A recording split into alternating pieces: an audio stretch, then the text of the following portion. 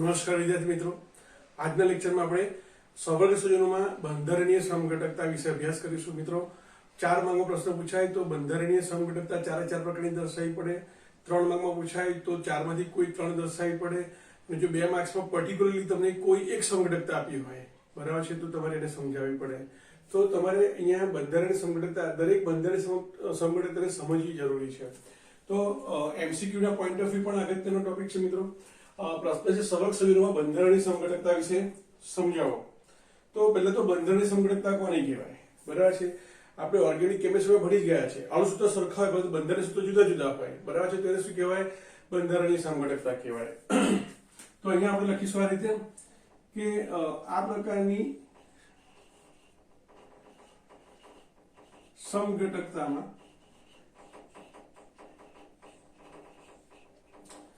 સંયોજનોના કયા સવર્ગ સંયોજનોના અણુસૂત્રો અથવા આણ્વિક સૂત્રો અથવા રાસાયણિક સૂત્રો લખવાનું સૂત્ર લખો ચાલે. રાસાયણિક સૂત્રો કેવા હોય?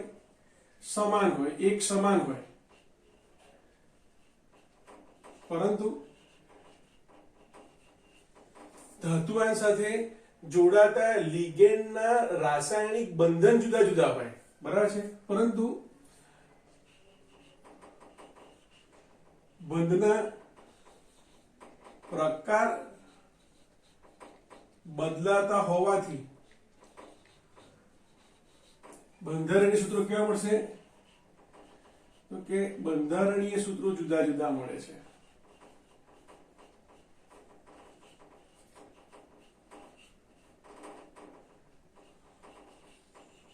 બંધારણીય સૂત્રો કેવા મળશે?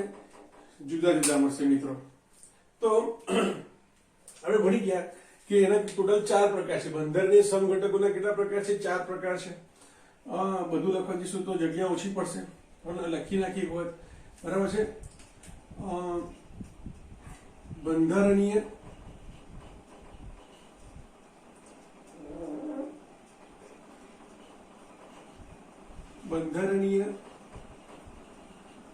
સમઘટકતાના કુલ 4 પ્રકાર જોવા મળે છે. 4 પ્રકાર જોવા મળે છે. લખીશું 4 પ્રકાર હોય છે. કયા કયા 4 પ્રકાર યાદ કરો મિત્રો. લાસ્ટ લેક્ચરમાં આપણે શરૂઆત આનાથી કરેલી આપણે. તો પહેલું એક છે બંધન સમઘટકતા અથવા બંધનીય સમઘટકતા. બંધન સમઘટકતા અથવા બંધનીય સમઘટકતા. તમારી બુકમાં બંધન શબ્દ આપેલો છે, બરાબર છે. જૂની બુકમાં બંધનીય શબ્દનો પ્રયોગ કર્યો છે. તો બંધન સમઘટકતા અથવા બંધનીય સમઘટકતા, બેમાંથી કોઈ પણ ચાલશે.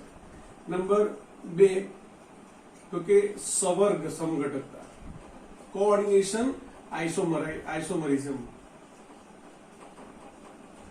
એના પછીથી નંબર 3 આયનીકરણ સમઘટકતા. આયનીકરણ સમઘટકતા.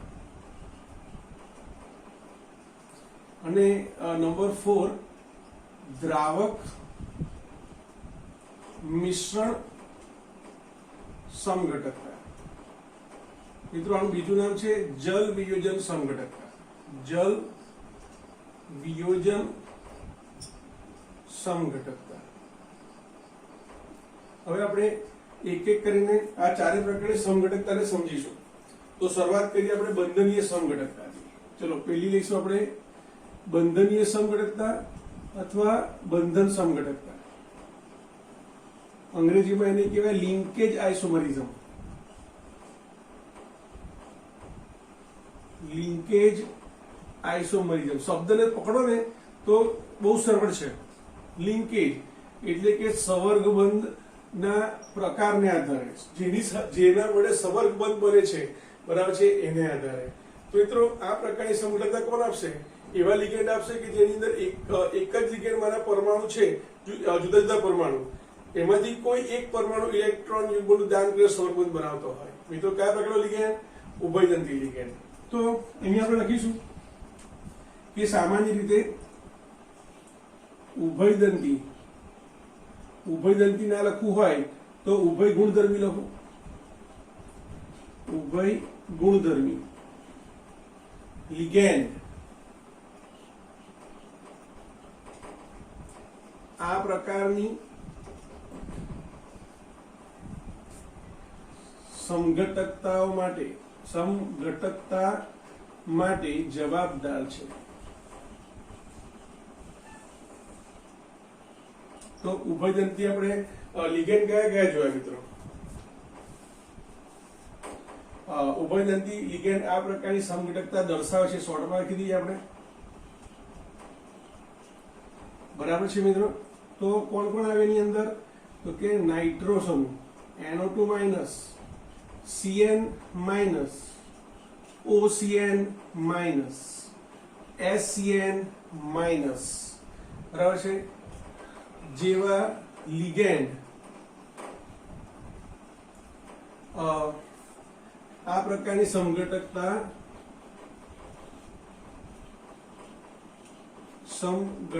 માટે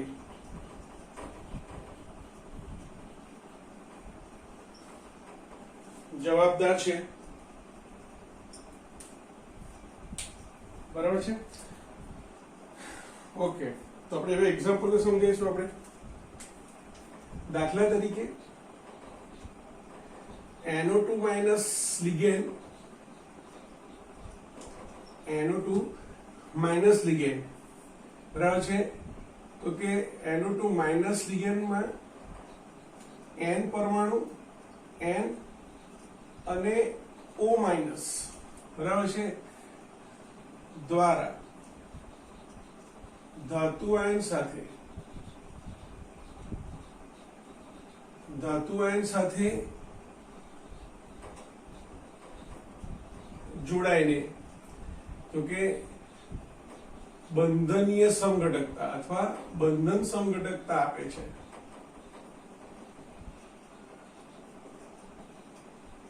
બરાબર છે। દાખલા તરીકે આપણે એક્ઝામ્પલ લખીએ એનું। ધારો કે કોબાલ્ટ છે, કોબાલ્ટ સાથે NH3 ધારો કે 4 વખત છે અને એની સાથે NO2 જોડાયેલો છે। આ રીતે મિત્રો બુકમાં આપેલું એક્ઝામ્પલ લખવું જરૂરી નથી, તમારી જાતે બનાવો, બરાબર છે। NO2 છે, અહીંયા 4 ને 2 6 કરવા પડશે, તો હું 2 ટાઈમ્સ કરી દઉં તો અહીંયા કોબાલ્ટ સાથે નાઇટ્રો સમૂહનો નાઇટ્રોજન પરમાણુ સીધો જ જોડાયેલો છે, બરાબર છે। અને અહીંયા તમે જો CO NH3 4 times, ONO 2 times, આ રીતે, બરાબર છે। બેલેન્સ કરીએ આપણે, ધારો કે CO2 પ્લસ હશે, ધારો કે CO3 પ્લસ છે તો આ -2 થશે તો આખો +1 થશે, તો અહીંયા હું 1 પ્લસ દર્શાવું, બરાબર છે। આ રીતે કશું ના લખું તો બી બેલેન્સ થઈ જશે, કેમ? તો કે આ -2 હશે, આ +2 હશે, તો બેલેન્સ થઈ જશે આ રીતે। તો આ બંને ઉદાહરણ પરથી તમે જુઓ, કોબાલ્ટ 1, એમોનિયા 4, એમોનિયાના 4 લિગેન્ડ, નાઇટ્રો સમૂહ અહીંયા NO2 છે, અહીંયા ONO છે, બરાબર છે। તો આ બંને છે એકબીજાના શું થશે? તો કે એકબીજાના બંધન સમઘટકો થશે। ક્યાંથી ખબર પડી આપણને? તો કે અહીંયા NO2 ઉભયદંતી લિગેન્ડ છે, બરાબર છે, અહીંયા ONO ઉભયદંતી લિગેન્ડ છે, ઉભય ગુણધર્મી લિગેન્ડ છે।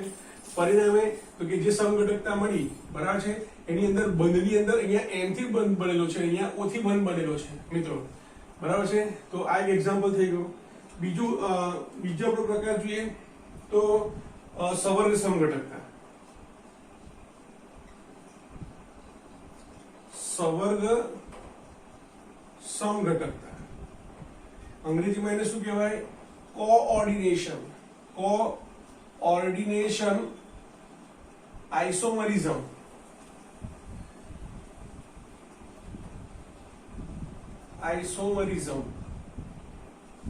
મિત્રો તો તમે અહીંયા શબ્દ પછી તમે પકડી પાડશો કે સવર્ગ સમઘટકતા એટલે શું? તો કે સવર્ગ વર્તુળની અંદર કોણ છે? સવર્ગ સ્પીસીસ છે। આ સવર્ગ વર્તુળ છે એની અંદર શું છે? તો કે સવર્ગ સ્પીસીસ છે, લિગેન્ડ અને ધાતુ આયન, બરાબર છે। તો એની અંદર ઉથલપાથલ થાય છે, એટલે કે સવર્ગ વર્તુળમાં ઉથલપાથલ થાય છે અને તે વખતે જે સમઘટકતા ઉદ્ભવે સવર્ગ સમઘટકતા કહેવાય। તો મિત્રો આ પ્રકારના સંકીર્ણ સંયોજનો, આ પ્રકારના સમઘટકો ક્યારે ઉદ્ભવશે? તો કે જ્યારે એવો સંકીર્ણ ક્ષાર હશે, એવો સંકીર્ણ સંયોજન હશે, એવું સવર્ગ સંયોજન હશે જેની અંદર ધન વીજભારિત ભાગ અને ઋણ વીજભારિત ભાગ, આ બંને ભાગ તો કે સંકીર્ણ આયનથી બનેલા હશે. તો અહીંયા આવશ્યક અને પર્યાપ્ત શરત લખીએ તો કે જ્યારે સવર્ગ સંયોજનમાં ધન વીજભારિત ભાગ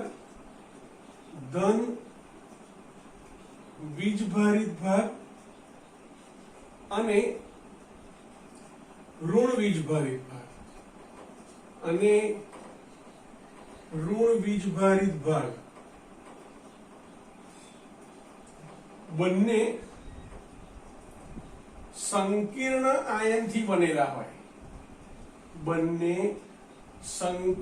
આયનથી બનેલા હોય,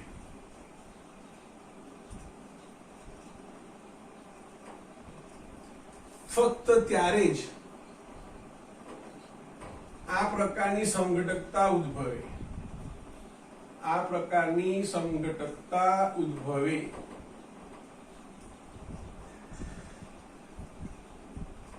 શું થાય એની અંદર?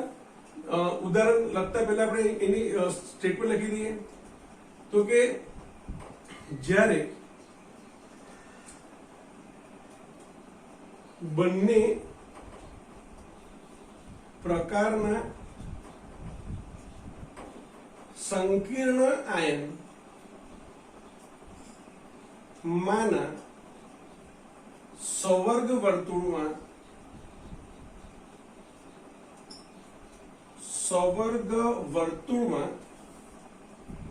લિગેન્ડની હેરફેર થાય ત્યારે આ પ્રકારની સમઘટકતા ઉદ્ભવે.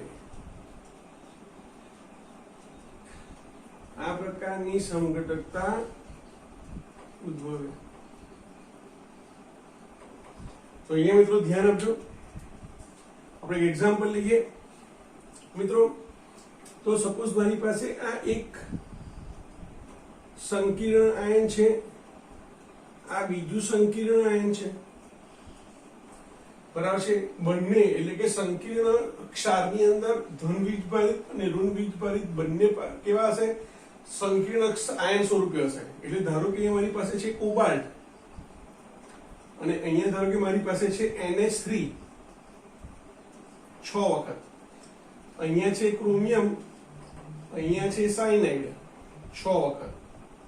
તો એની પરનો બેલેન્સ વીજભાર કેટલો થશે અહીંયા? તો કે આ 3 પ્લસ થશે, આ 3 માઇનસ થશે. તો જો પહેલું સ્ટેટમેન્ટ, પહેલી કન્ડિશન આવી ગઈ કે સવર્ગ સંયોજનમાં ધન વીજભારિત ભાગ અને ઋણ વીજભારિત ભાગ બરાબર છે બંને સંકીર્ણ આયન સ્વરૂપે હશે. તે વખતે લિગેન્ડની હેરાફેરી કરવામાં આવે. આ 6 સાયનાઇડ ને અહીંયા લઈ આવો, આ 6 એમોનિયાની બાજુ લઈ આવો. જો એવું કરવામાં આવે મિત્રો તો શું થાય? આ ઋણ વીજભારિત થઈ જશે, આ ધન વીજભારિત થઈ જશે. એટલે એની કરતા આપણે શું કરીએ? ધાતુ આયનને બદલી નાખીએ. તો તમે જો અહીંયા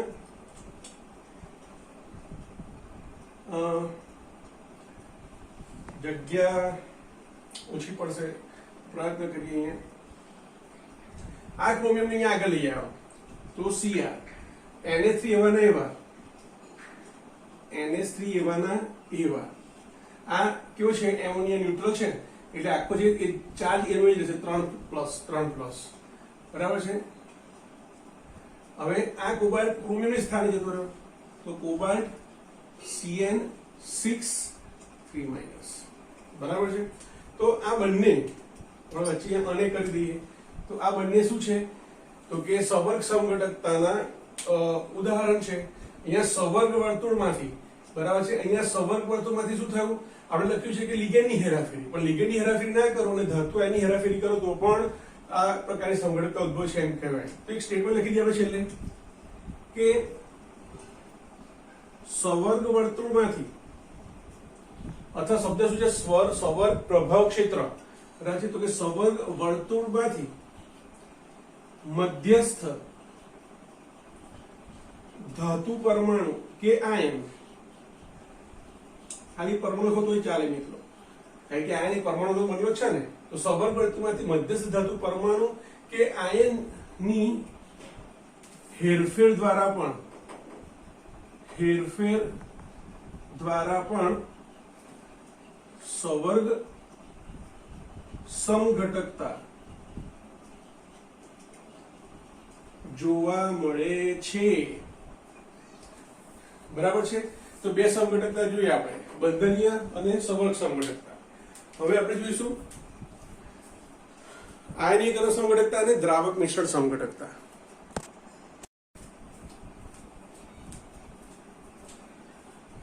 મિત્રો હવે ત્રીજો પ્રકાર જોઈએ, આયનીકરણ સમઘટકતા। નંબર 3, આયનીકરણ સમઘટકતા।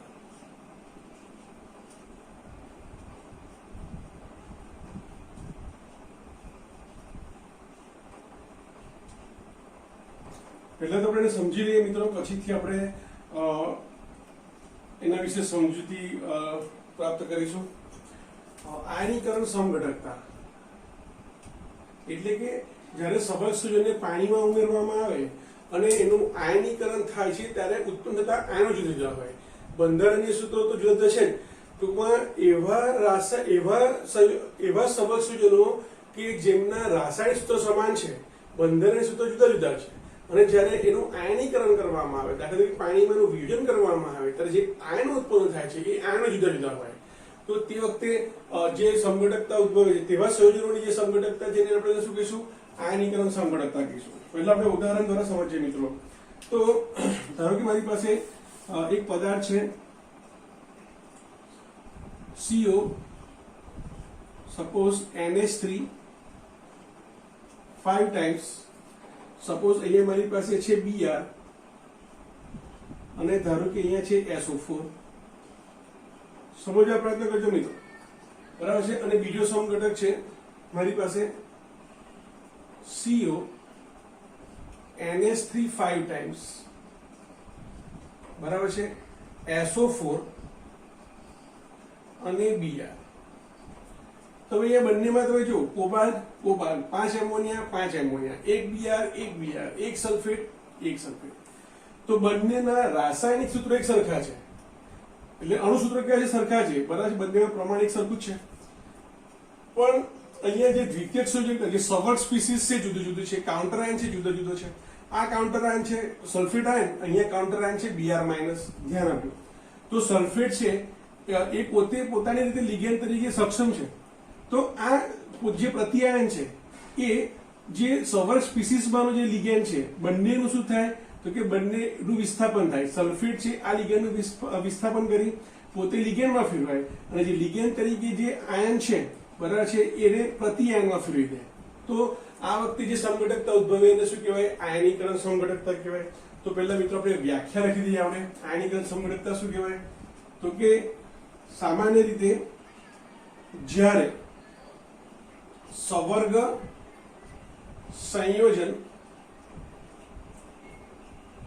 માં રહેલો પ્રતિઆયન, જ્યારે સંકીર્ણ આયનની બહાર હોય એને પ્રતિઆયન કહેવાય।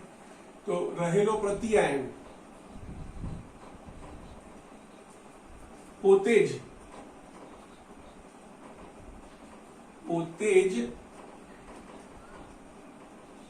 સક્ષમ લિગેન્ડ હોય। મિત્રો આ શબ્દ કેમ લખ્યો છે તમને સમજાવું પછી। સક્ષમ લિગેન્ડ હોય અને તે સવર્ગ સ્પીસીસ માં રહેલ, સવર્ગ સ્પીસીસ માં રહેલા લિગેન્ડ વિસ્થાપન કરી પોતે સવર્ગ સ્પીસીસમાં જોડાય, પોતે સવર્ગ સ્પીસીસમાં જોડાય અને જે લિગેન્ડ હતો જેનું વિસ્થાપન કર્યું અને જે લિગેન્ડને બહાર કાઢ્યો અને લિગેન્ડને પ્રતિ આયન, ઇંગ્લિશમાં શું બોલાય, કાઉન્ટર આયન, પ્રતિ આયનમાં ફેરવે, તો આ સવર્ગ સંયોજનો કેવા છે? આયનીકરણ સમઘટકો છે. આયનીકરણ સમઘટકો છે અથવા આયનીકરણ સમઘટકતા દર્શાવે છે.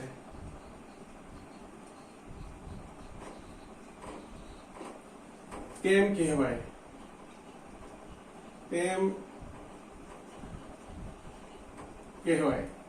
મિત્રો ખ્યાલ આવ્યો શું કહેવા માંગે છે? અહીંયા આ સલ્ફેટ આયન પોતે લિગેન્ડ તરીકે વર્તી શકે છે. એટલે આ શું થયો? અંદર ગયો, અને અંદરનો લિગેન્ડ ક્યાં ગયો? બહાર ગયો. બરાબર છે. સલ્ફેટ અંદર આવી ગયો અને બ્રોમાઇડ છે એ બહાર પ્રતિઆયન. બહાર છે ને શું કહેવાય? પ્રતિઆયન કહેવાય. તો એ પ્રતિઆયનમાં ફેરવાયો. તો તમે કહેશો સાહેબ અને આયનીકરણ સમઘટકતા કેમ કીધી? તો મિત્રો ખાસ ધ્યાન રાખજો. અહીંયા શું કહે છે? આ પ્રકારના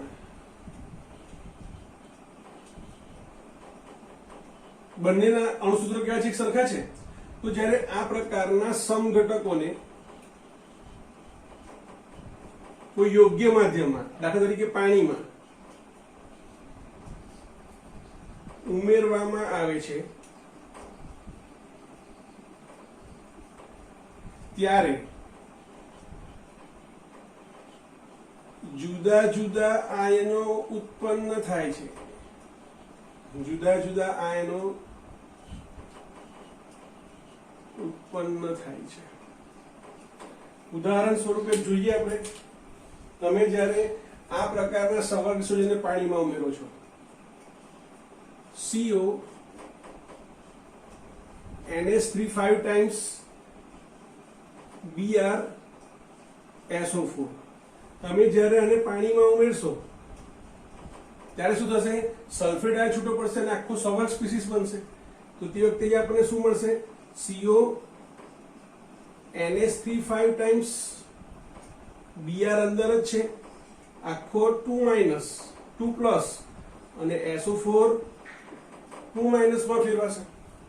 બરાબર છે. જ્યારે આ સંયોજનને પાણીમાં ઉમેરીશું, CO NH3 5 times SO4 Br. તમે જ્યારે આને પાણીમાં ઉમેરશો મિત્રો ત્યારે Br માઇનસ છૂટો પડશે. Br માઇનસ છૂટો પડશે અને આખો આ સંવર્ગ સ્પીસીસ રહેશે. CO NH3 5 times SO4 plus. તો તમે જુઓ આ બંને પ્રકારના આયનીકરણ સમઘટકોને પાણીમાં નાખી છે ત્યારે ભિન્ન ભિન્ન આયનો ઉત્પન્ન થાય છે. માટે શું કહેવાય? આયનીકરણ સમઘટકતા કહેવાય.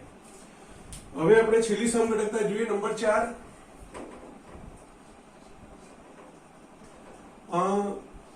દ્રાવક મિશ્રણ સમઘટકતા.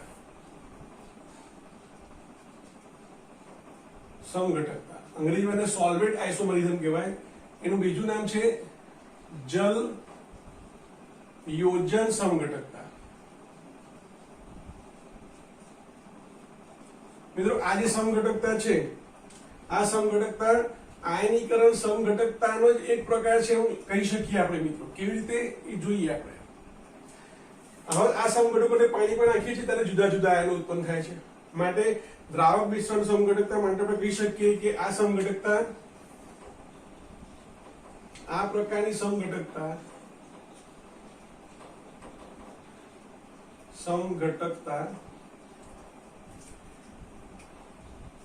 આયનીકરણ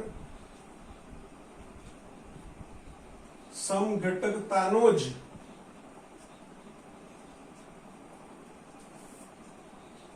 વિશિષ્ટ પ્રકાર છે. વિશિષ્ટ પ્રકાર છે. એટલે આપણે ઉદાહરણ દ્વારા સમજી લઈએ મિત્રો.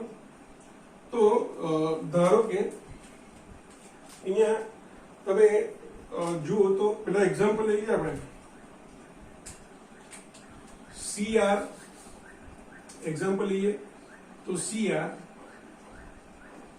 H2O6 3+ મિત્રો બરાબર છે. બીજો એક મારી પાસે છે Cr H2O અહીંયા Cl 3 ટાઈમ્સ લખી દઈએ, બરાબર? તમે બીજા રાખશો તો પણ ચાલશે. અહીંયા શું કરીએ આપણે, એક Cl ને આપણે અંદર લઈ જઈએ, બે Cl ને બહાર રાખીએ, બરાબર છે? અહીંયા 6 પાણી છે, અહીંયા 5 પાણીના અણુ છે, પણ અહીંયા એક પાણીનો અણુ છે એ બહાર જોડાયેલો છે. આ રીતે ધ્યાન આપજો મિત્રો. એ જ પ્રકારે Cr H2O4 કરી દઈએ અને બે ક્લોરીન અંદર લઈ લઈએ આ રીતે, અને અહીંયા પાણીના બે અણુ આ રીતે બહાર જોડેલા છે. તો આ ત્રણે ત્રણ અહીંયા તમે સંયોજનો જુઓ તો તમને જોતા જ માલુમ પડશે કે ધારો કે આ જે છે એને તમે પાણીમાં ઉમેર્યા, બરાબર છે? તો આ પાણીની અંદર દ્રાવ્ય થઈ જશે, પણ આ એવું ને એવું રહેશે. અત્યારે તમે જુઓ તો 6 પાણીના અણુ છે, દરેક જગ્યાએ ક્લોરીનના 3 પરમાણુ એટલે કે ક્લોરીનના 3 આયન છે. તો કે હા, તો આ ત્રણેયના બંધારણીય સૂત્રો કે સમાન છે, પરંતુ એની અંદર જે દ્રાવકના અણુઓ છે, અહીંયા પાણીના 6 અણુ છે, અહીંયા પાણીના 5 અણુ દ્વિતીયક સંયોજકતામાં છે, અહીંયા 4 અણુ છે, બરાબર છે? તો અહીંયા આપણે લખીશું કે આ પ્રકારના સવર્ગ સંયોજનોમાં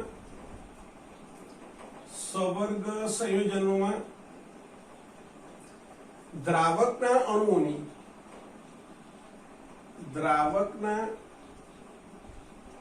અણુઓની સંખ્યા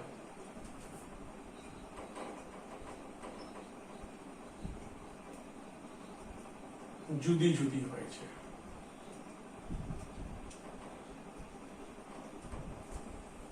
બરાબર છે? અને જગ્યાના અભાવે શું કરીશું આપણે, જ્યારે દ્રાવક તરીકે પાણી હોય તો આ સમઘટકતાને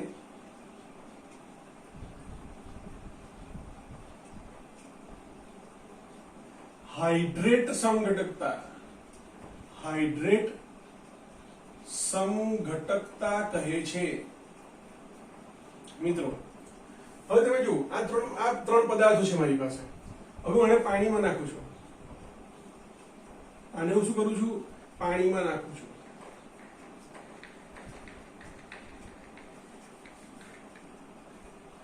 આને હું પાણીમાં નાખું છું.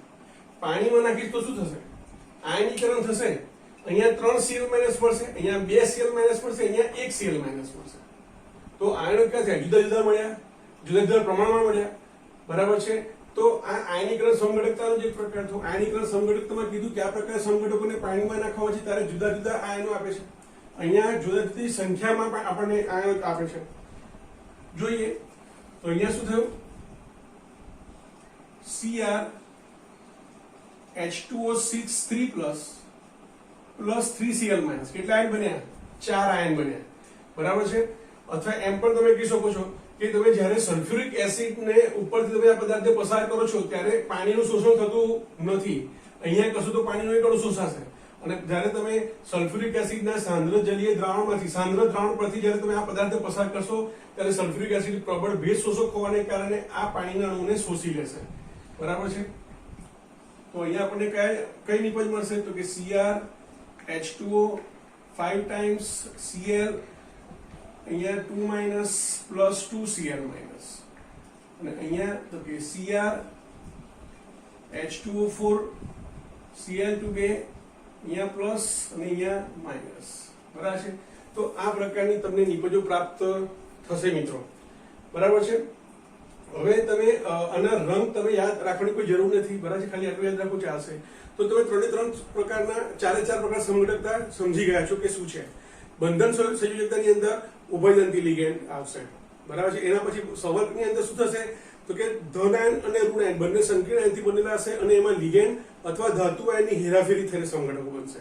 આયનીકરણ સમઘટકતાની અંદર લિગેન્ડ પ્રતિ આયન સાથે વિસ્થાપન અનુભવીને આ પ્રકાર સમઘટકો બનાવશે, અને દ્રાવક મિશ્રણ સમઘટકતાની અંદર દ્રાવકના અણુઓ જ તો કે અહીંયા જુદી જુદી સંખ્યામાં તો કે દ્વિતીયક સંયોજકતાથી જોડાયેલા હશે. તો એને શું કહેવાય, દ્રાવક મિશ્રણ સમઘટકતા કહેવાય. MCQ ના પોઈન્ટ ઓફ વ્યૂ પણ અગત્યના ટોપિક્સ છે.